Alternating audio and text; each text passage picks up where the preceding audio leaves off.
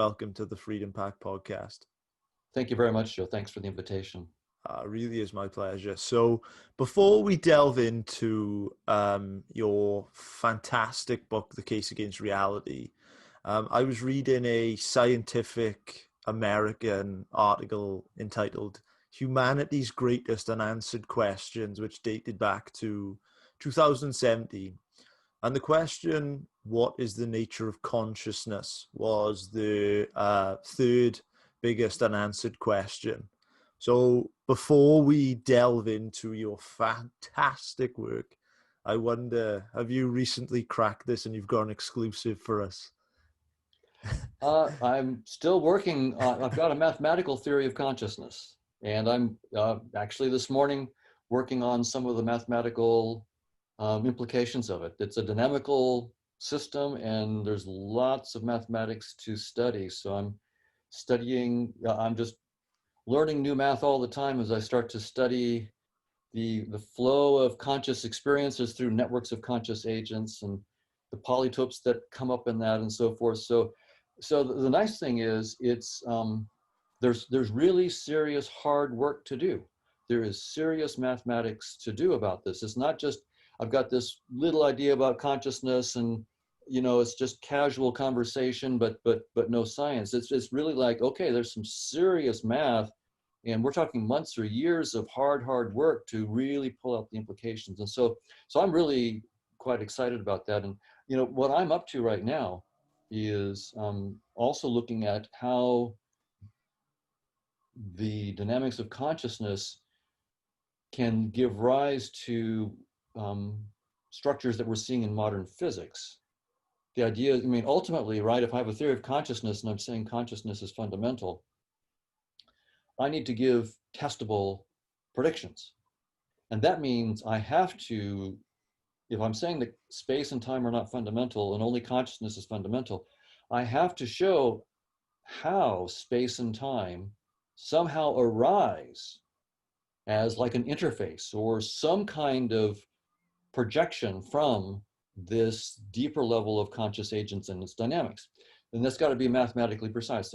No hand waves. I have to say exactly how the dynamics of conscious agents, this vast network of conscious agents, gets projected into space and time, so that I can actually make predictions that we can measure, because that's the only place we can really measure is in space and time.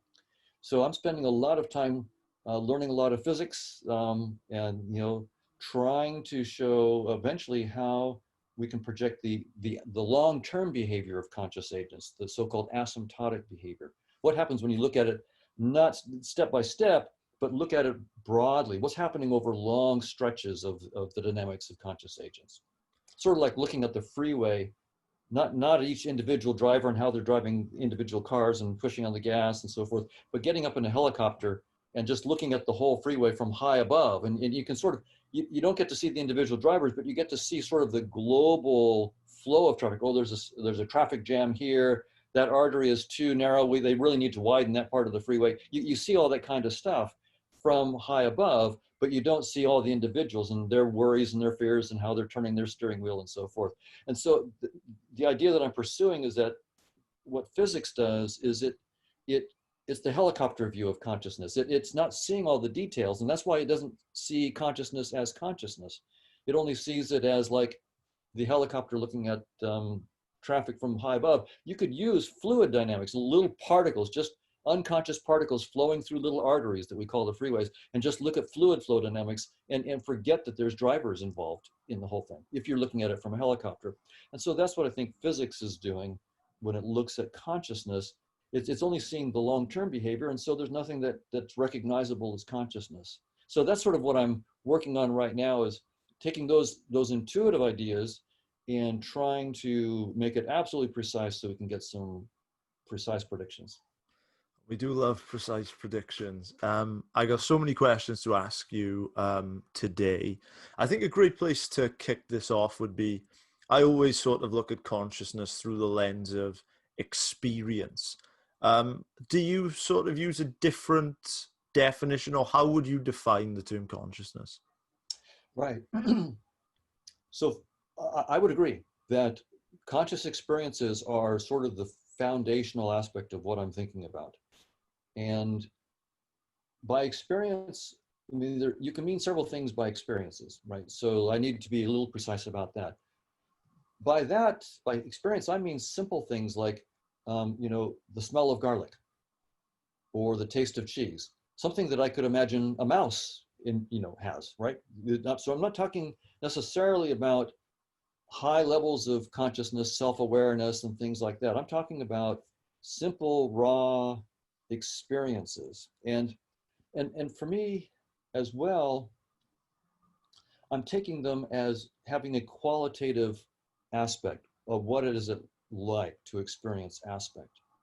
And and that's most of my colleagues, or many of my colleagues, well, I'll say many of my colleagues, do not have that point of view, right? They will say that we can talk about conscious experiences as just almost like physical informational states, but nothing experiential in the sense of what it's like to experience, and nothing qualitative. The technical term is phenomenal consciousness, that they think that there's no such thing as phenomenal consciousness. And I mean, I had the pleasure last week of having a conversation at the Science of Consciousness conference, one of the sessions with a brilliant philosopher, Keith Frankish from England. And he thinks that there is no such thing as phenomenal consciousness. And he thinks it's an illusion. He has this view of illusionism. And so we had I'm really delighted to talk with people who disagree with me. I learn a lot from them. So he's a really bright philosopher who thinks there's no such thing, and he argues that it's just physical stuff. And I argued to the contrary, that there is phenomenal consciousness. But that's, to answer your question, that's sort of what I mean. There's phenomenal consciousness. There is something that's like to taste cheese, even perhaps a rat, or lots of other creatures, not just humans. It's nothing special about humans. Quite to the contrary. I imagine that humans, the range of experiences that we have is trivial compared to the range of experiences that are possible by other conscious agents. So I do not limit the notion of conscious experiences to anything that humans have. I imagine a boundless variety of conscious experiences, of which the human experiences are a trivial subset. And one other thing about consciousness that's foundational in my thinking is that conscious experiences are not inert. They have consequences. We make choices based on our experiences, right? So experiences don't just exist and do nothing. They inform conscious choices. And I would say, I should not say conscious choices, I should say they inform choices. We may or may not be aware of the actual act of making a choice or how we make the choice, but they inform choices. And the reason I focus on those two is, as a scientist, I'm trying to get the minimal assumptions from which I can boot up an entire theory of consciousness, right? There's lots of things you might think should be explained by a theory of consciousness. So learning, memory, problem solving, intelligence, the hard problem of consciousness, is there life after death? There's tons of, is there such a thing as free will? You can just, there's a huge laundry list. I have a little slide that I give in some talks where I have, I don't know, it must be 40 things. And people can come up with more, right? So there's this laundry list of things that we want from a theory of consciousness.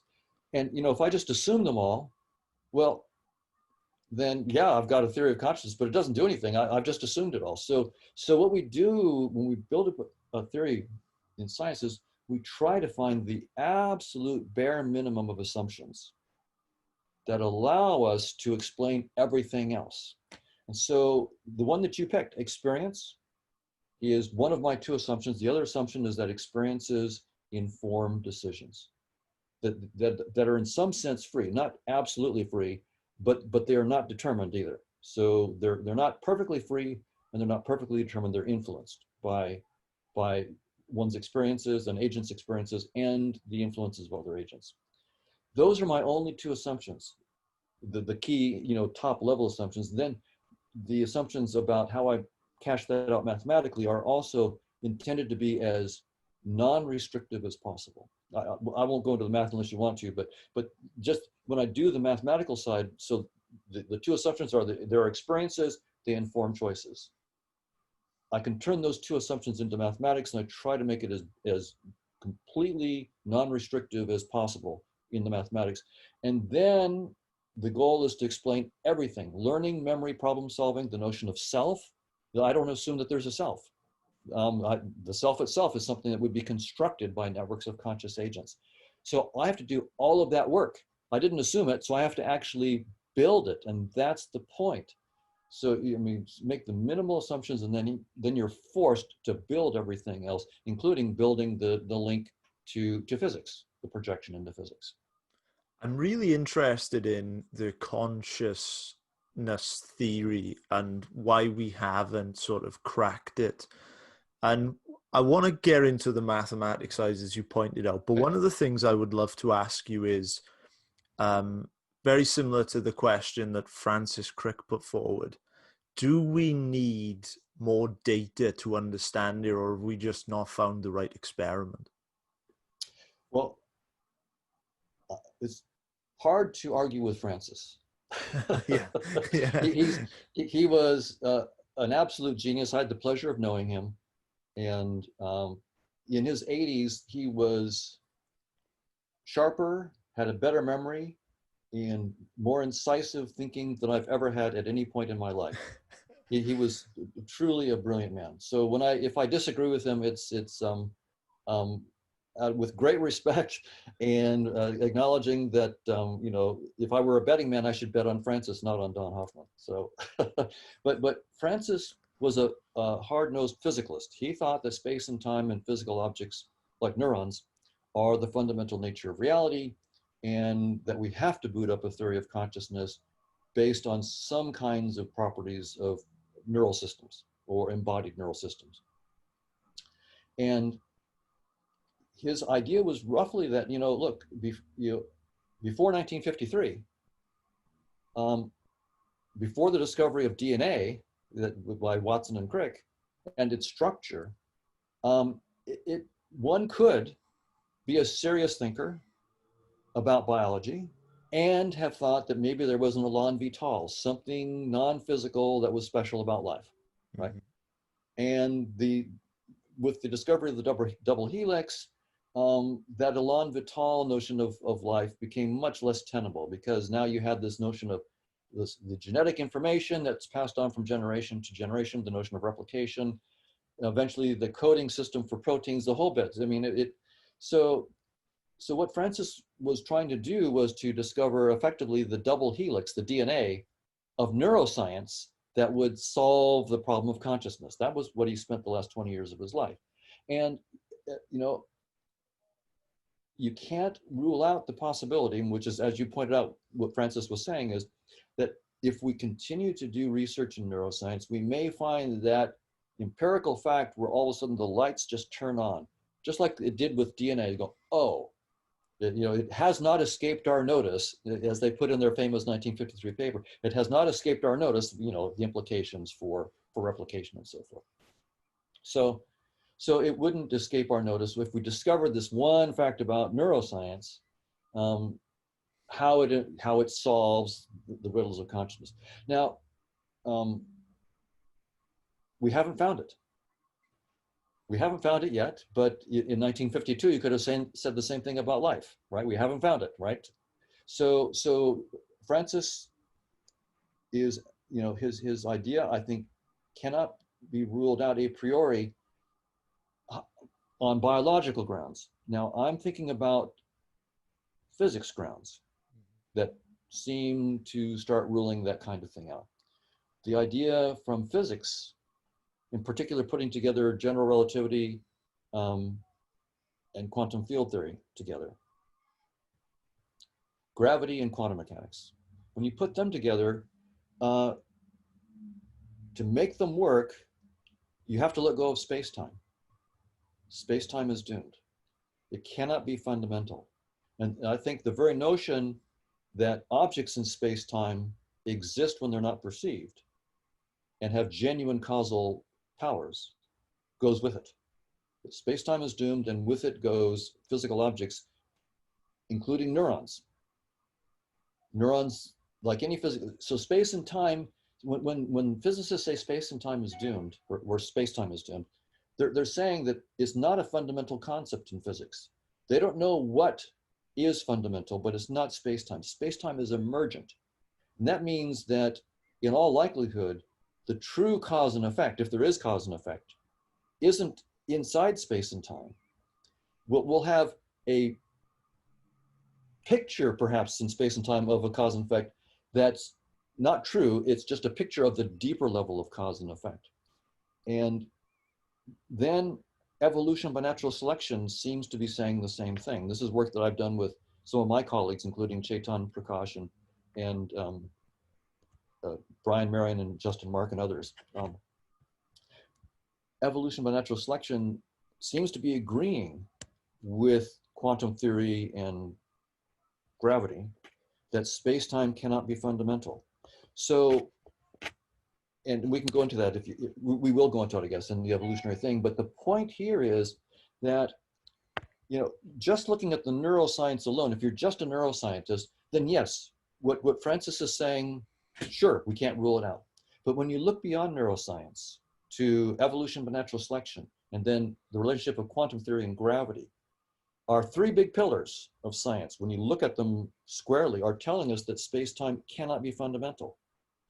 And what is fundamental could be something in which the very predicates of space and time and locality and unitarity simply don't exist. Those things aren't there. And in that case, all bets are off for neuroscience being fundamental to consciousness. We have to, and what's interesting is that my brilliant colleagues, I'm friends with many of the big players here in the study of neuroscience of consciousness and the philosophy of consciousness.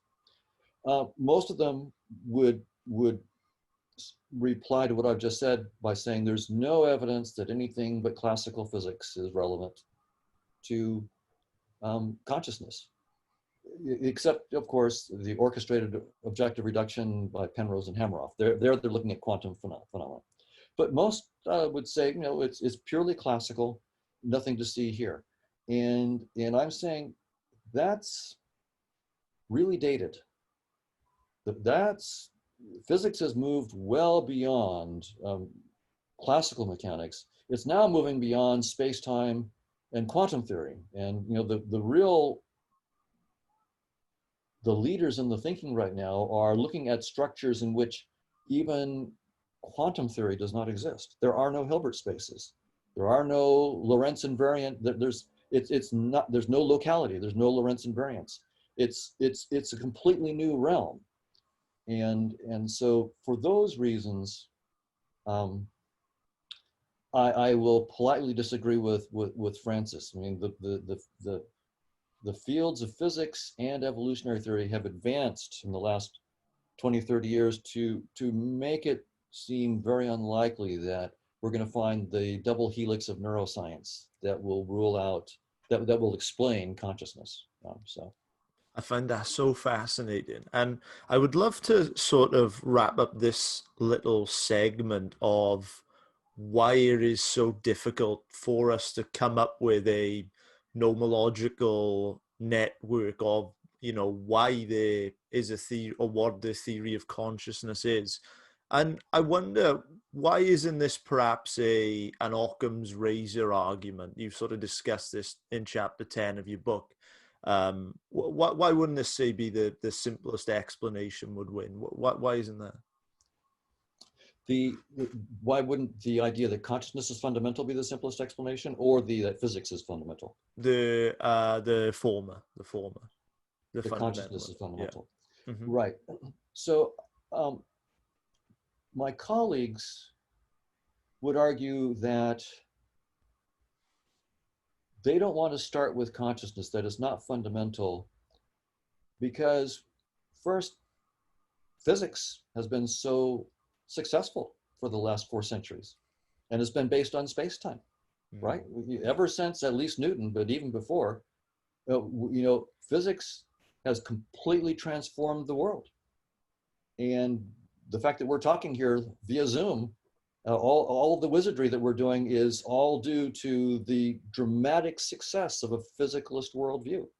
Yeah. So in some sense, they would say the burden of proof is on someone who wants to let go of space-time, right? This stuff works dramatically. We've explained lots of stuff with it. Our science is and technology is based on, our technology is based on this idea in science.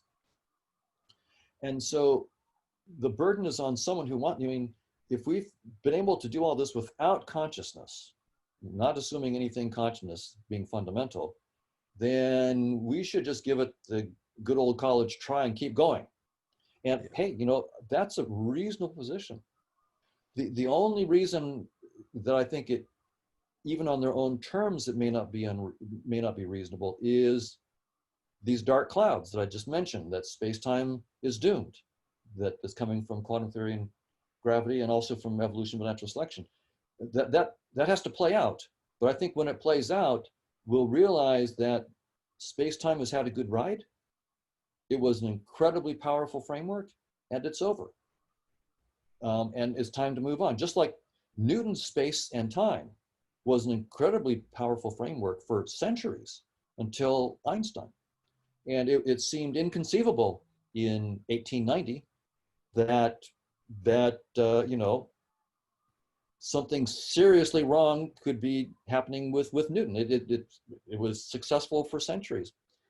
And we eventually had to let go of the space and time, the Euclidean space and time of Newton, the absolute time and so forth, and take on some incredibly radical new concepts.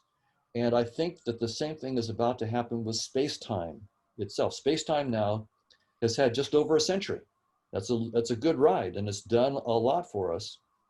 And now it's the glory of science to take its best theories and have those theories tell this is the end. This is as far as we can go. The theories can tell us where they stop. Space-time is doomed, but they can't tell us what's next. And so that's the fun part for us as scientists, is we have good evidence from our theories that it's over for space-time, but our theories cannot tell us what's next. And so we get to be creative. We get to take the leap beyond.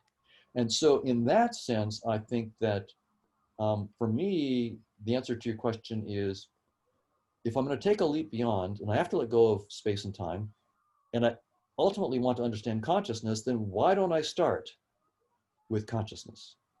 That would be the Occam's razor kind of view. Let's start with just consciousness and show that what we thought was a non-conscious physical world is just a visualization tool that certain conscious agents use to understand the complicated dynamics of a vast network of conscious agents. So we would get a unification, an Occam's razor kind of simplest theory in which consciousness is fundamental. And what we thought was an unconscious physical world is just our VR headset that we use to visualize this vast network of interacting consciousnesses. So that would be the unification. It would be a monism. Consciousness is fundamental. There's no such thing as unconscious stuff. So it is a monism, whereas physicalism, right, is a monism that says it's only physical stuff. There's no such thing as conscious stuff.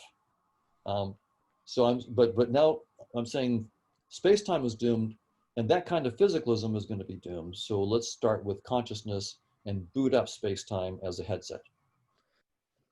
Fascinating. And just speaking to you, you can understand why this is such a pursued and deep question. I think this is a great place to jump into your book, The Case Against Reality, which is absolutely fantastic. I mean, I usually judge how good a book is by how many times I have to go back and sort of study the last page. And you'll certainly had that effect on me. So I wonder, the sort of case which I got in your book is that evolution is pulling the wool over our eyes in regards to reality. What is the evolutionary advantage to it doing that?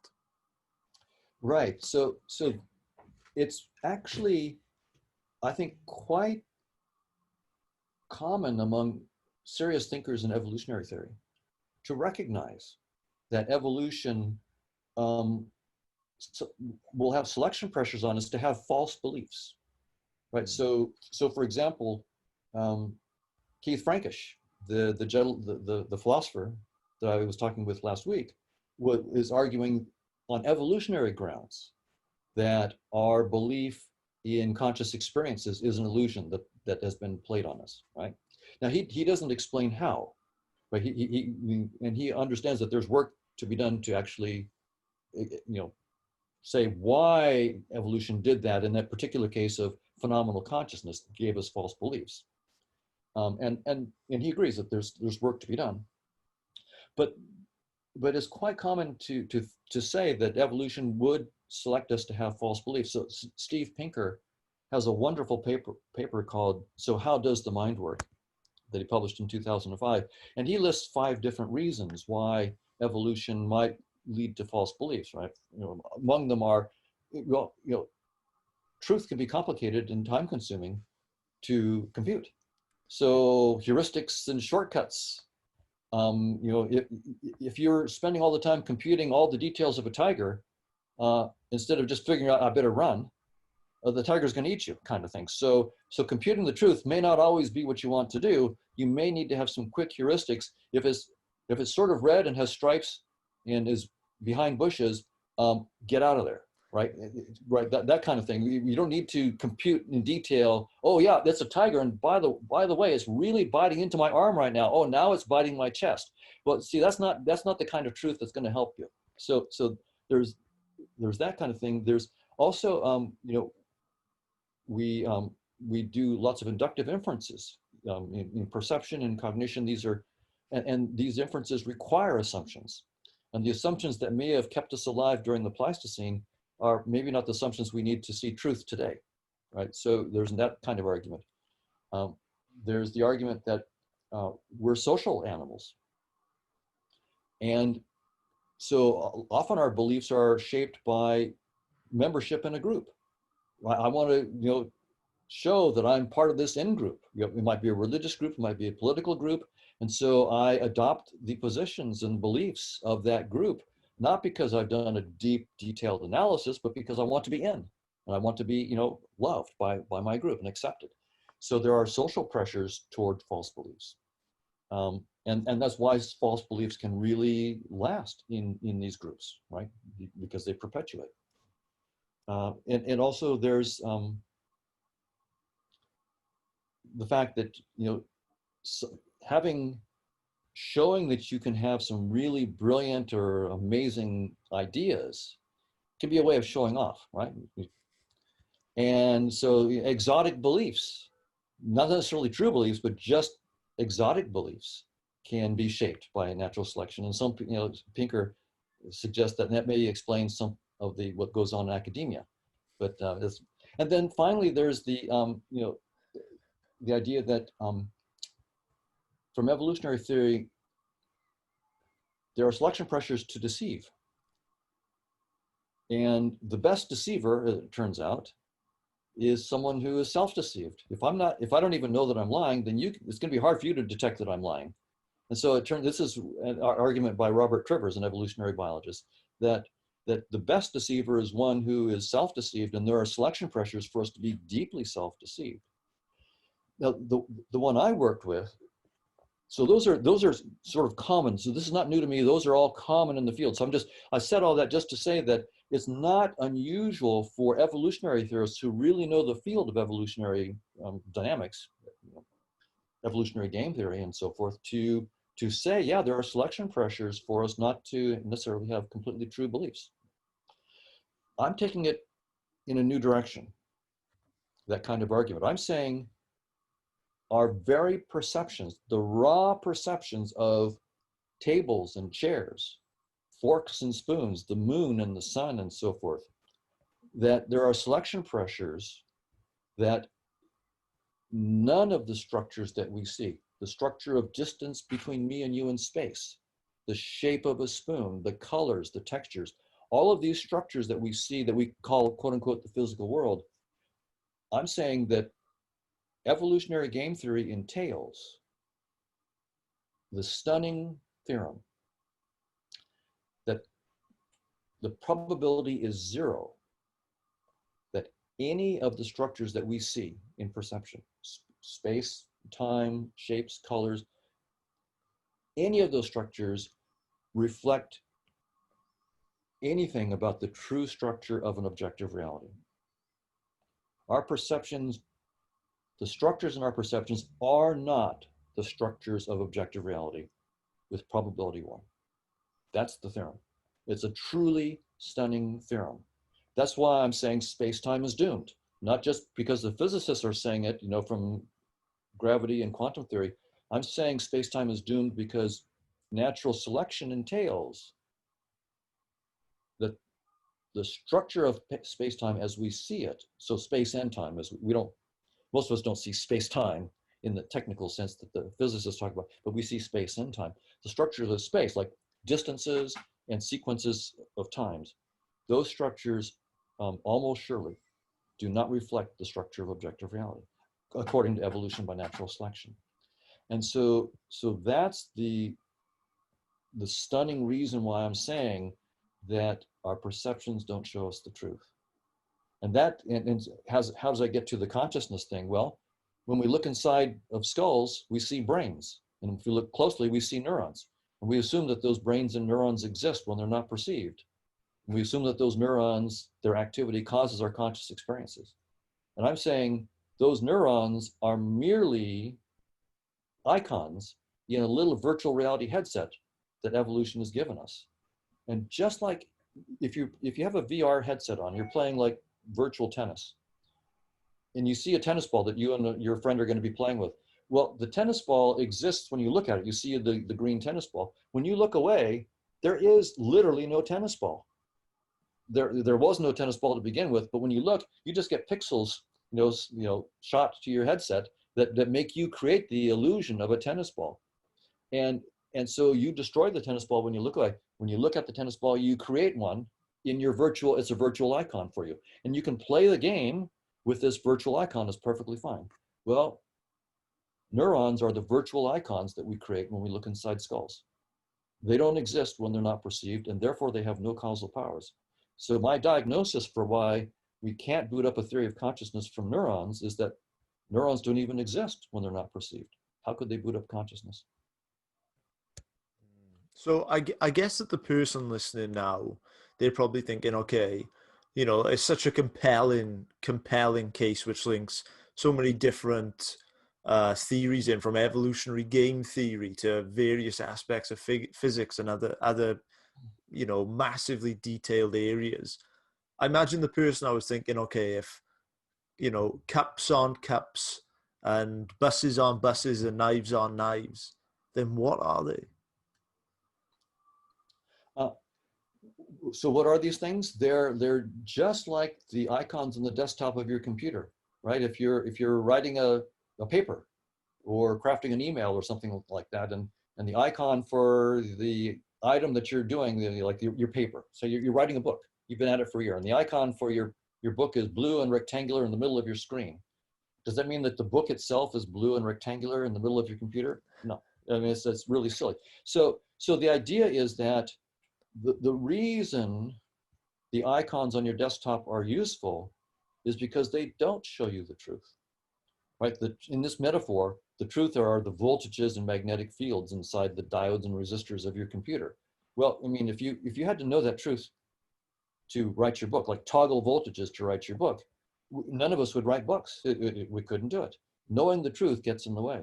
But having little icons and little graphical tools, word processors and so forth on the computer allow us to control the diodes and resistors and the voltages without even believing that they exist or knowing that they exist.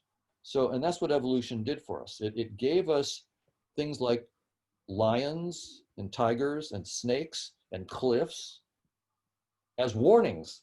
If you see a cliff, there are certain behaviors you should do and shouldn't do. Don't step off. If you see a snake, unless you're a really gifted snake handler, there are certain things you should not do. Do not grab it by the tail, right? So you're not being shown reality. you're being shown the symbols that you need that guide adaptive behaviors. And that would be the evolutionary point. And I think on this point, all serious thinkers in evolution would agree. They would say, of course, our perceptions were shaped to guide adaptive behavior. And what I'm saying is full stop. Most evolutionary theorists would then go, but to guide adaptive behavior, of course, it's going to be useful to have our icons be true, our perceptions be true. And then I say, no, if you go look at the mathematics, that last part is false. True perceptions are not what you need to guide adaptive behavior. In fact, just the opposite. True perceptions get in the way. So I'm perfectly with you in regards to the adaptive behavior side of evolution, where I would love to pick up on is this sort of mathematical model of consciousness, which you talks about, which takes that then a step further. So what is your what is your mathematical model of consciousness? Well, okay, this is a little bit deeper, a little heavier, but so I have a structure that I call a conscious agent. So the idea is I'm going to define a thing called a conscious agent. And the idea will be that then I will have lots of these conscious agents of all varieties of different kinds of conscious agents forming a big social network, like the Twitterverse, right? So what is a conscious agent? We sort of talked about a little earlier, the basic ideas. A conscious agent has experiences. So there's a set of experiences that it can have. Like maybe a simple agent, maybe it can only experience red and green. That's all. So it has two experiences. And this would be a very, very simple agent. You could call it a one-bit agent because it only has two possible conscious experiences. And I have to say a little bit more than that it's just a set. I want to say that it's a set with a probability structure. So I can talk about the probability of having the experience red or the probability of having the experience green. So I need to have what's called a measurable structure. And that's all I assume about conscious experiences. Now, of course, there's a whole field called psychophysics.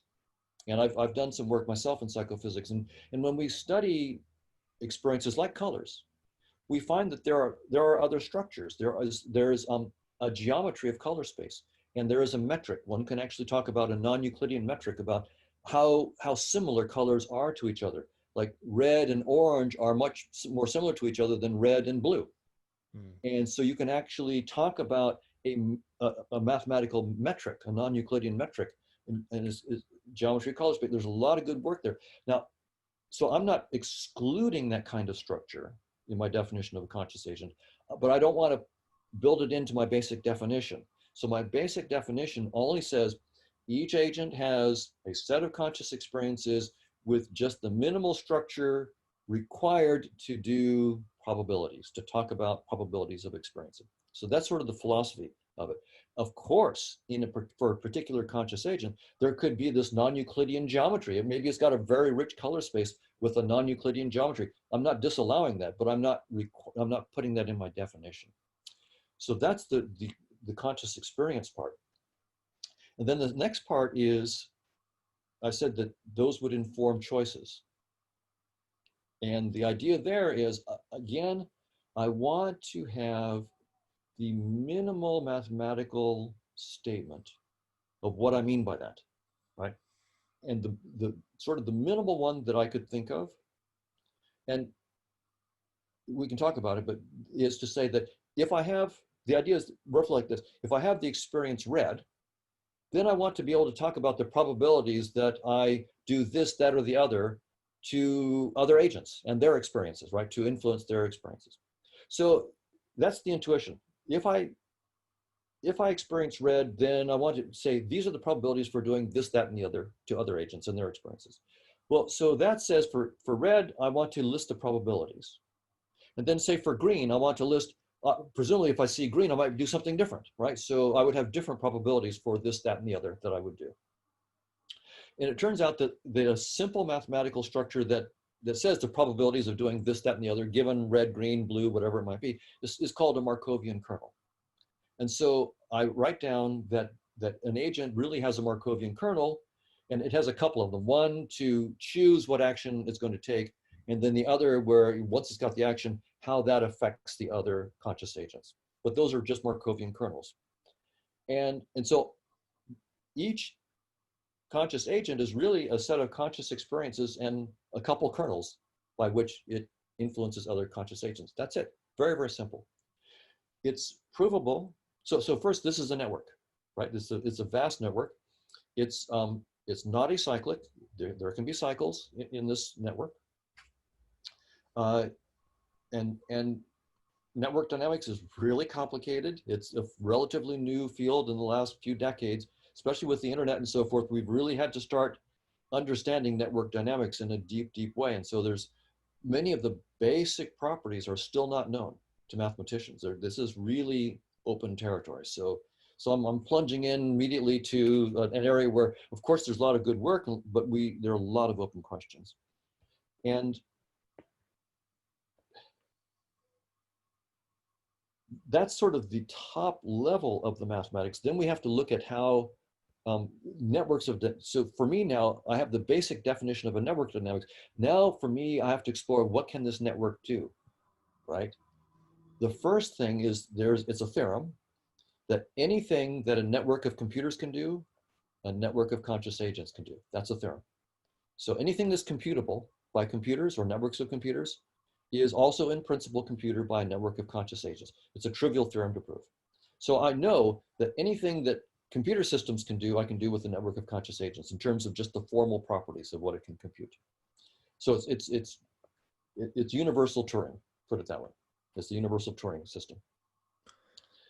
So that is trivial to show. So that means that I've only assumed experience and these minimal free choices.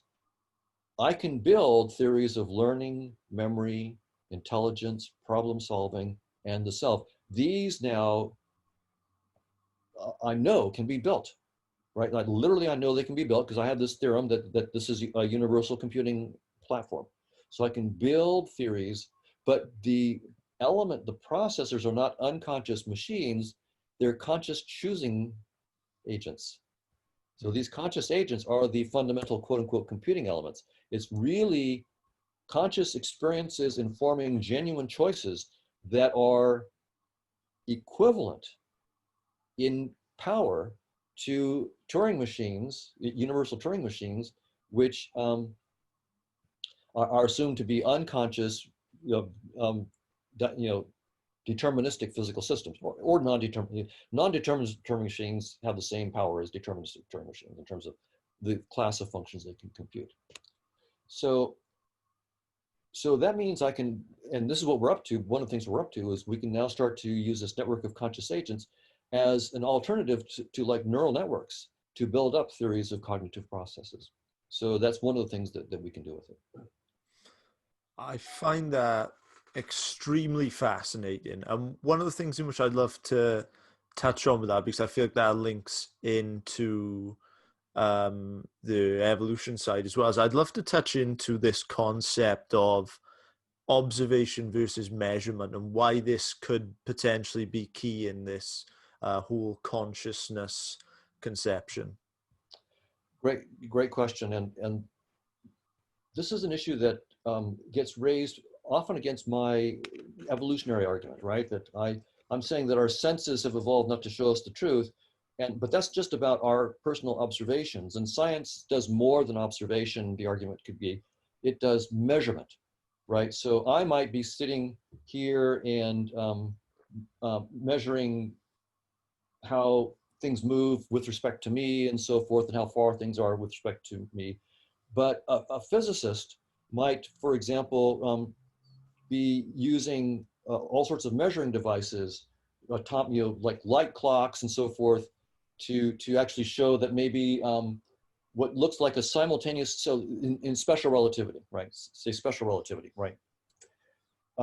There's two guys on the train, and there's a light right between them on the train, and the light flashes, and for the two guys on the train, it looks like they would say that for an observer on the train, that both of the guys see the light at the same instant from the point of view of someone that's on the train from that reference rate. But for me, standing on the platform and the train is going by, you know, if I do careful computations with special relativity, I would find out that the observer on one side, on the side in which the train is moving, gets the light a little bit later than the observer on the left side, who's moving toward the light, you know, toward where the light was coming from.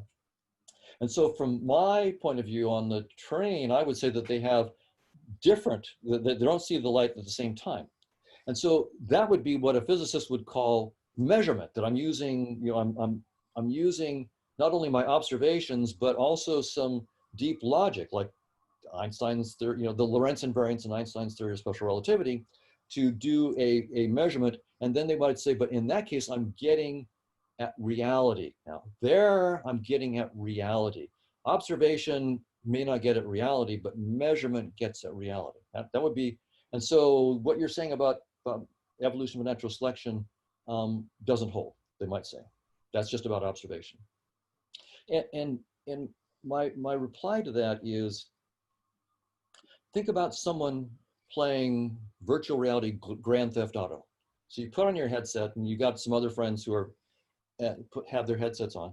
And you know, I have, of course, a particular point of view with my headset. I'm making just observations of my wheel and the red Ferrari over there, the green Mustang, and how fast they're moving.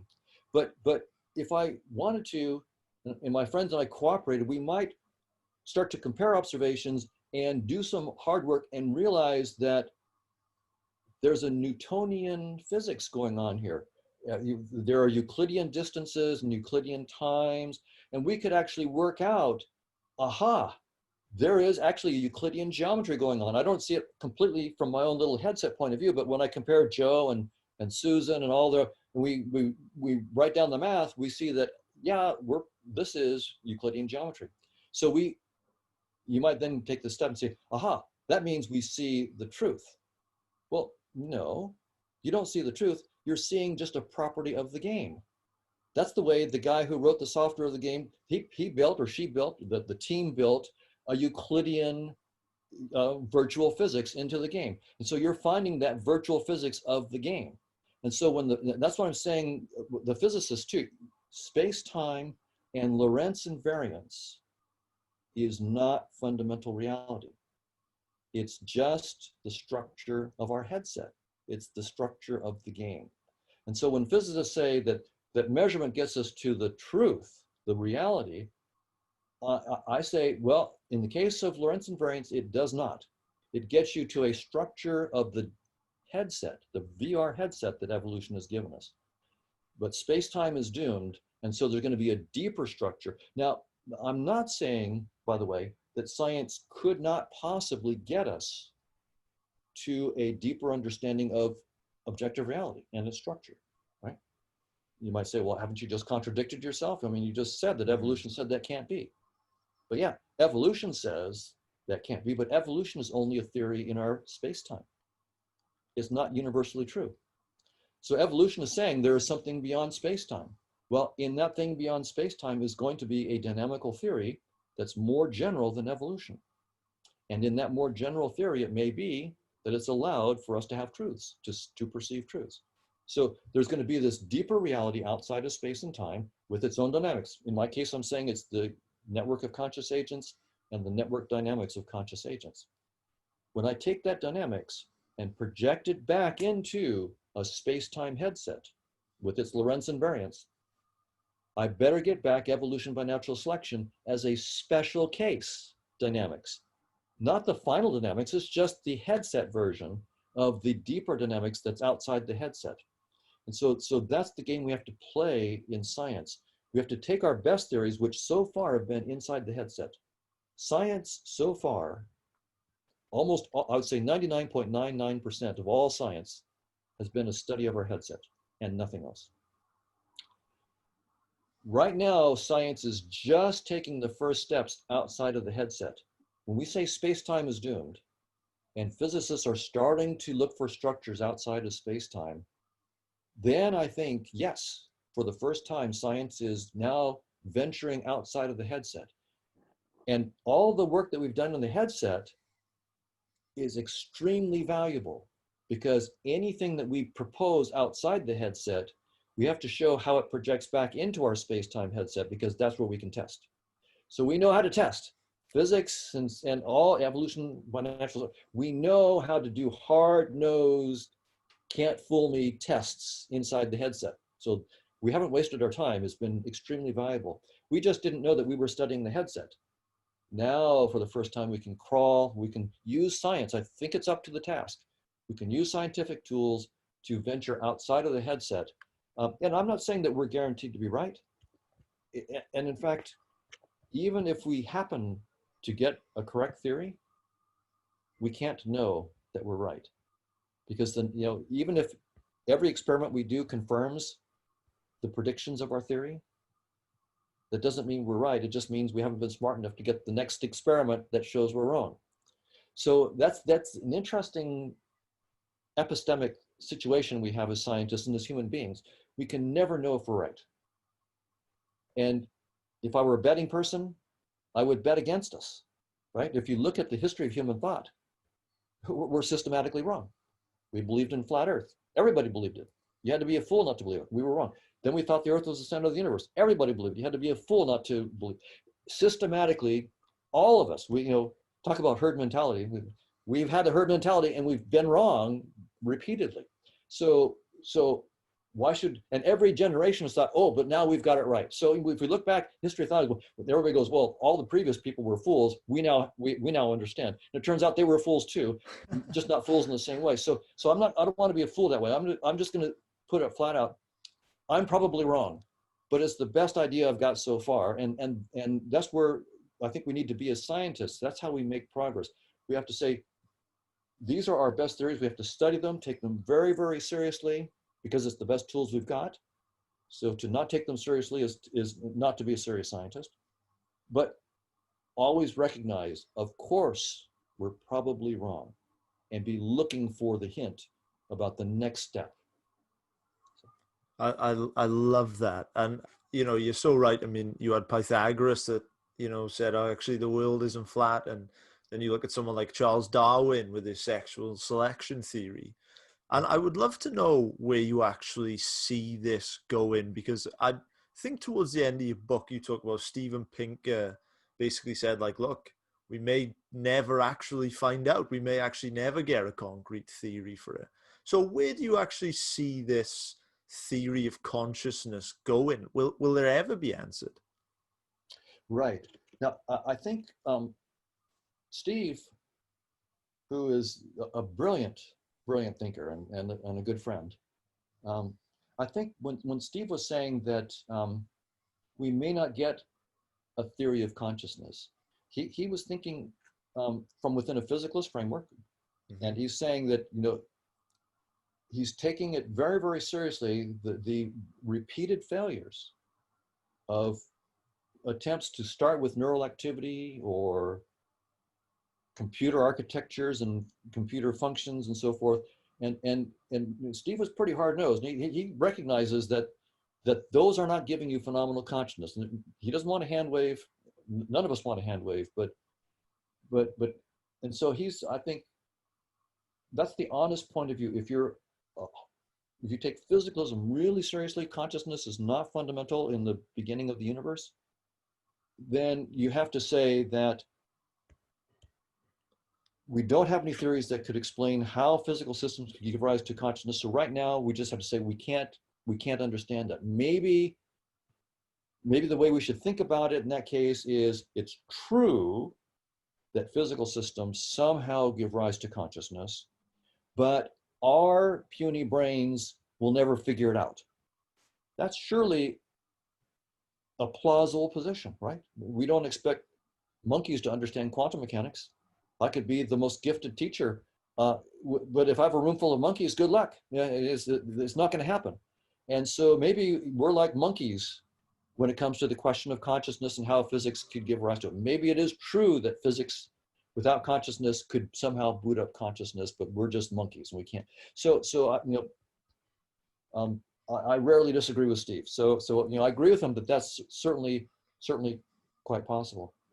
But my attitude is every scientific theory makes assumptions. And for the point of view of that theory, those assumptions are the miracles of that theory. People don't know, my colleagues don't like me to talk about them as miracles, but they're miracles in the sense that the theory does not try to explain these things. It just merely assumes them, and it can't explain them. It's assuming them. If you assume space and time is fundamental, you're asking for a miracle. You say, please, if you grant me space and time, and if you grant me that it's Lorentz invariant, if you grant me Hilbert spaces, then I can do some interesting stuff. I can give you modern technology and so forth. Where does space time come from? I don't know. I can talk about a big bang, but right there at the singularity, a miracle occurs, right? I mean, and now you can try to get rid of that miracle. You can say, well, like I can say, I want a deeper theory, like Seth Lloyd has said, I can get rid of space-time by having quantum bits and quantum gates. So the fundamental reality now in this theory is quantum circuitry, not in space and time. It's a circuitry outside of space and time. And then he shows how each quantum gate, the action at the gate gives you a little curvature of patch of space-time, and you can boot up quantum gravity. So great. So now you've explained space-time. That's no longer a miracle, but now you've got the quantum bits and gates. That's your miracle, right? And that's the point. It's like when kids ask parents, but why? Why is the sky blue? Well, it's because of the way light scatters off. Well, why does, and you keep asking these why questions until you finally go, that's just the way it is. I mean, I stop, right? And that's the way science is too. You stop at these fundamental assumptions. So, and I say that just to make the point that at the heart of every scientific theory are these assumptions. You can't have a theory of everything. There's no such thing as a theory of everything. There's a theory of everything except my assumptions, because the assumptions are my miracles. So I can give you a theory of everything except these. So I want to keep the assumptions to a minimum. Like, and that's what I was saying with my theory of consciousness. I'm trying to keep the assumptions to a minimum. Conscious experiences exist. They inform decisions. Those are my miracles, and they're big miracles. But space and time is a miracle too, and it's a big, big miracle. And so the reason I say this is that people will go, Hoffman, you're proposing that conscious experiences and free choice are fundamental. Those are miracles. That's too big a miracle. And I just want to point out, that's the way science works. You put your miracles on the table. Space and time is just as big a miracle as red and green and conscious experiences. They're all miracles. Quantum bits and gates are just as much a miracle. So what we're doing, so we're all equal here.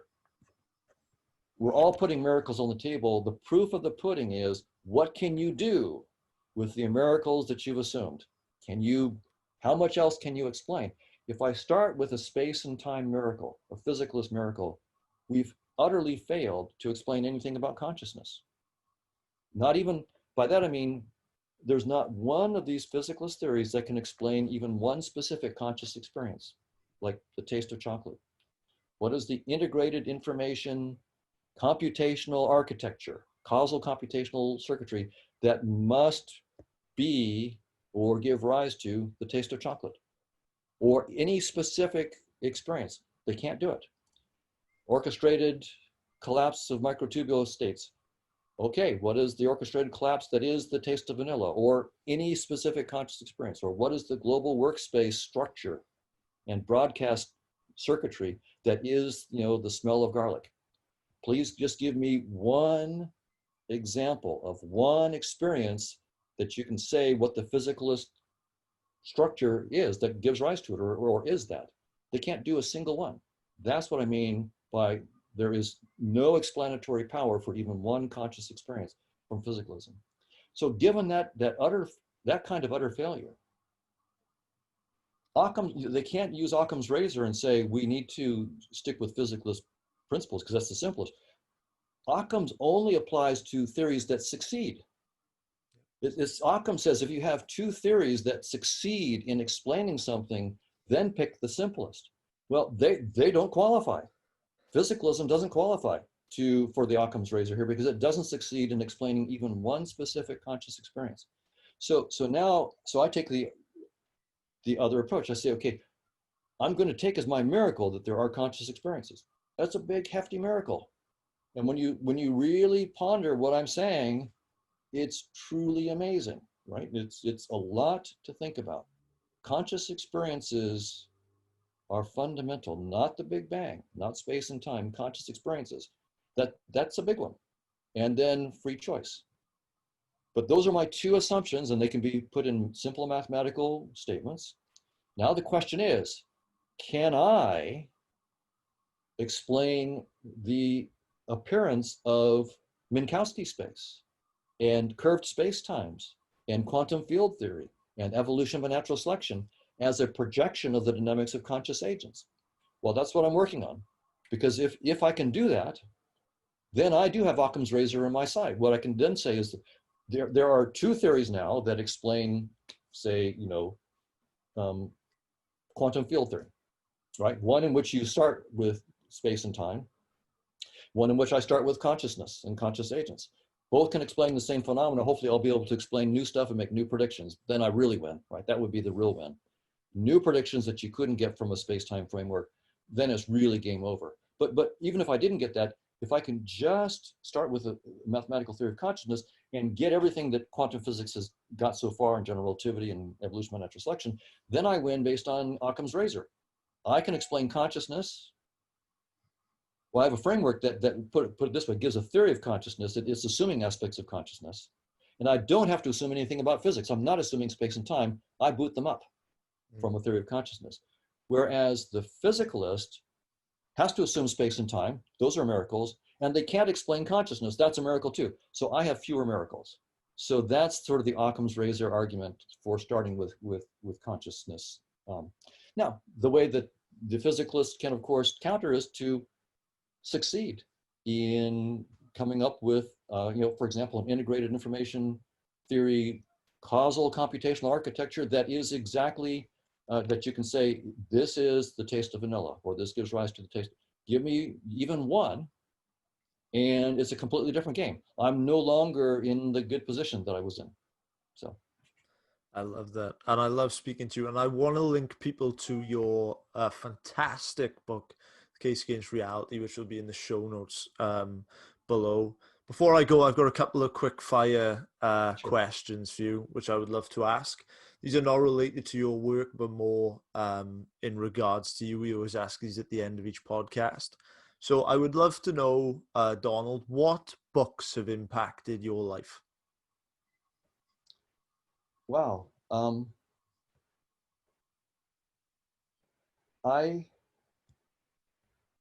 There've been a number.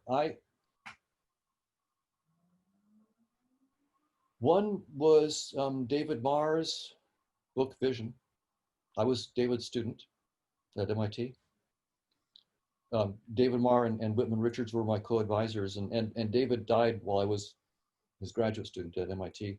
But David Marr and his book had a profound impact on me because it was a revolution in the understanding of visual perception.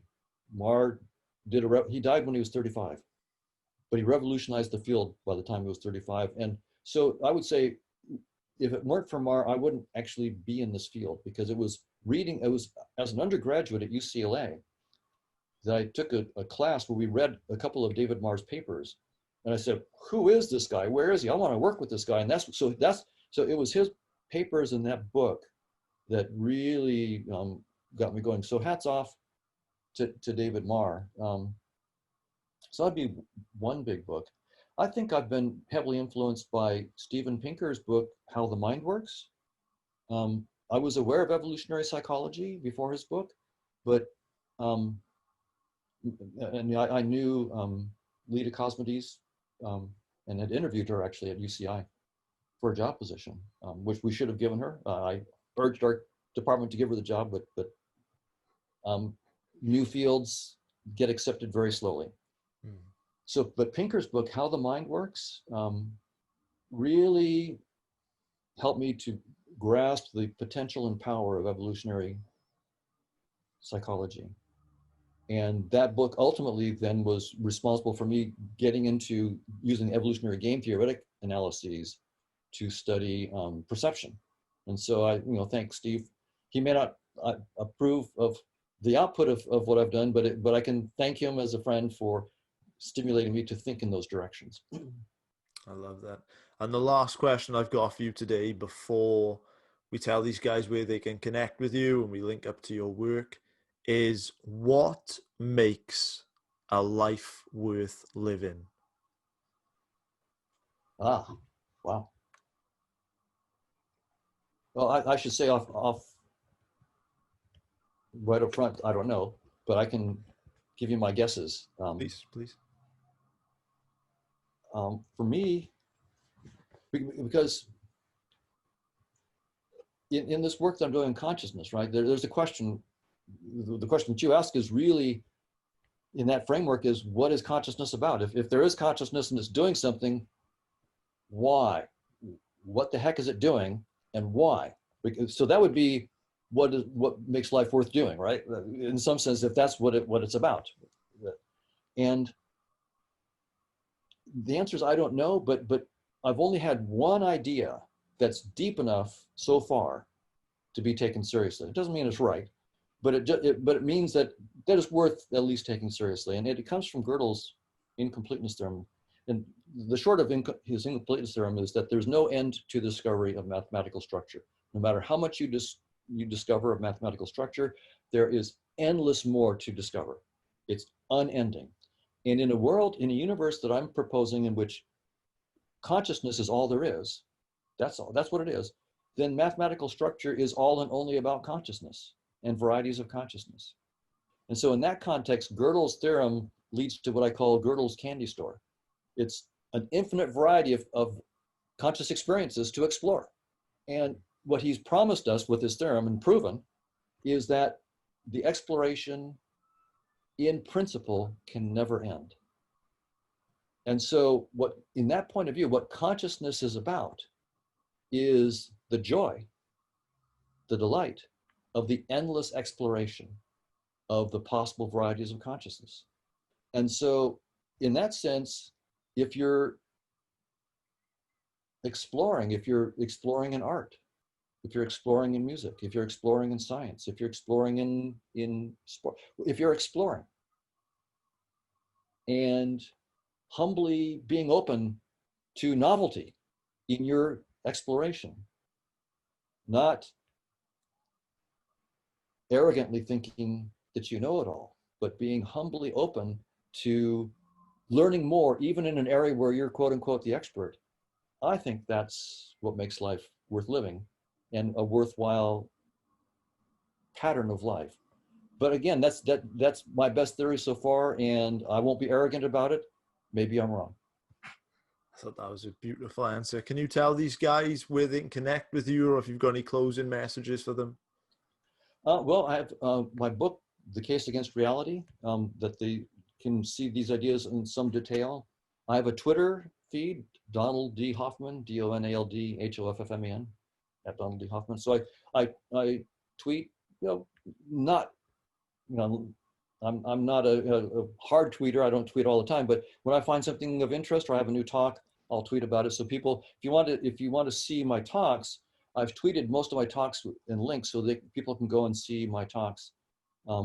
Or you can try to email me. I get so many emails that I have to pick 1 or 2% to respond to. But if so I have to sort of select, but ddhoff@uci.edu.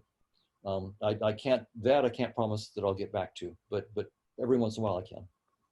That's amazing. Professor Hoffman, this was such a pleasure. I felt like we really got into some good ground today. And once again, man, I cannot thank you enough for coming on the show. Everything will be linked below. Thank you, Joe. It was a great pleasure. Wonderful questions, and I appreciate it. Oh.